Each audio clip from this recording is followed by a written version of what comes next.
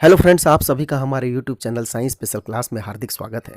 दोस्तों, आज हम सीखेंगे एरोप्लेन से रिलेटेड इंग्लिश सेंटेंसेस। फ्रेंड्स, हम सभी जानते हैं कि अच्छी इंग्लिश बोलने के लिए हमें इंग्लिश में सोचना पड़ता है, लेकिन हम इंग्लिश में तब तक नहीं सोच सकते जब तक हमारे पास इंग्लिश सेंटेंसेस का स्टॉक ना हो। इसलिए आपको अच्छी इंग्लिश बोलने के लिए ज़्यादा से ज़्यादा इंग्लिश के सेंटेंसेस सीखने होंगे ताकि आप ज़रूरत पड़ने पर उनका उपयोग कर सकें। तो आइए शुरुआत करते हैं आज की साइंस स्पेशल क्लास। आज का पहला सेंटेंस है I want to sit on the aeroplane. इसका मतलब यह होता है कि मैं हवाई जहाज पर बैठना चाहता हूँ।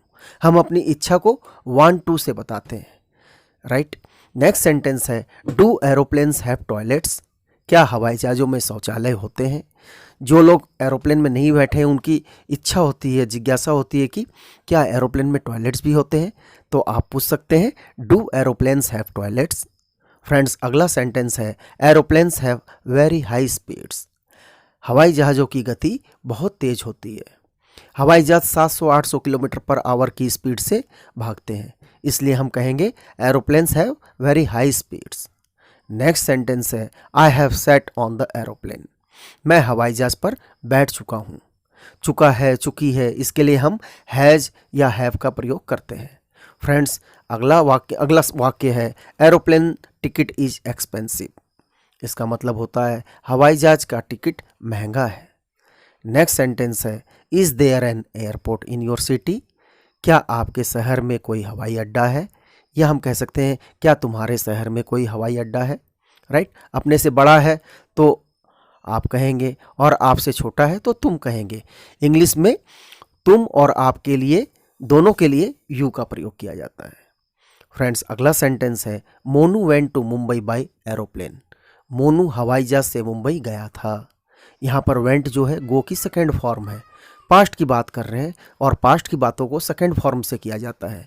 तो गो का पास्ट होता है वेंट, गो की सेकेंड फॉर्म होती है वेंट। तो Monu went to Mumbai by aeroplane. इसका मतलब यह होता है कि मोनू हवाई जहाज से मुंबई गया था। नेक्स्ट वाक्य है I want to travel by aeroplane. मैं हवाई जहाज से यात्रा करना चाहता हूँ। जैसा कि मैंने पहले बताया था कि हम अपनी इच्छा को बताने के लिए वांट टू का प्रयोग करते हैं। वांट टू से हम अपनी इच्छा बताते हैं। I want to travel by aeroplane. मैं हवाई जहाज से यात्रा करना चाहता हूँ। अगला सेंटेंस है the aeroplane took off on time. इसका मतलब होता है हवाई जहाज ने समय पर उड़ान भरी। जब हवाई जहाज उड़ता है तो हम उसे कहते हैं टेक ऑफ, और यहाँ पर टुक ऑफ जो है वो टेक ऑफ का सेकेंड फॉर्म है, राइट। और जब हवाई जहाज आसमान से नीचे उतरता है तो उसे हम कहते हैं लैंड, कि लैंडिंग कर रहा है, एरोप्लेन जो है लैंडिंग कर रहा है। और एक बात और ध्यान रखिएगा कि टुक ऑफ के कई सारे मीनिंग होते हैं। जैसे जूता उतारना, जूता जब हम पहनते हैं और उसके बाद जूते को उतारते हैं तो उसे भी हम टेक ऑफ कहते हैं। जैसे हम कहते हैं ना टेक ऑफ योर शूज, अपने जूते उतारो। तो सिचुएशन के हिसाब से मीनिंग बदल जाती है। सो फ्रेंड्स, एरोप्लेन के केस में टेक ऑफ का मतलब उड़ान भरना होता है और जूते के केस में टेक ऑफ का मतलब जूता उतारना होता है। फ्रेंड्स, अगला वाक्य है the pilot flew the aeroplane. Pilot ने हवाई जहाज उड़ाया। यहाँ पर फ्ल्यू जो है वो फ्लाई की सेकेंड फॉर्म है। और आपने गौर किया होगा कि मैंने पायलट के पहले कहा द पायलट और एरोप्लेन के पहले कहा दी एरोप्लेन।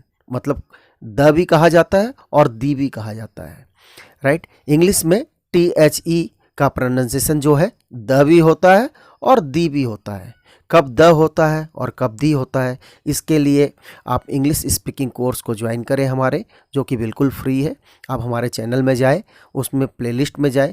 प्लेलिस्ट के अंदर आपको इंग्लिश स्पीकिंग कोर्स के अंदर आर्टिकल्स का वीडियो मिलेगा और आर्टिकल्स का वीडियो जब आप देखेंगे तो आपको द और दी का डिफरेंस बिल्कुल क्लियर हो जाएगा। तो कभी हम द कहते हैं, कभी हम दी कहते हैं। फ्रेंड्स, अगला सेंटेंस है the aeroplane is ready for landing. इसका मतलब होता है विमान उतरने के लिए तैयार है। नेक्स्ट है the aeroplane is ready to take of.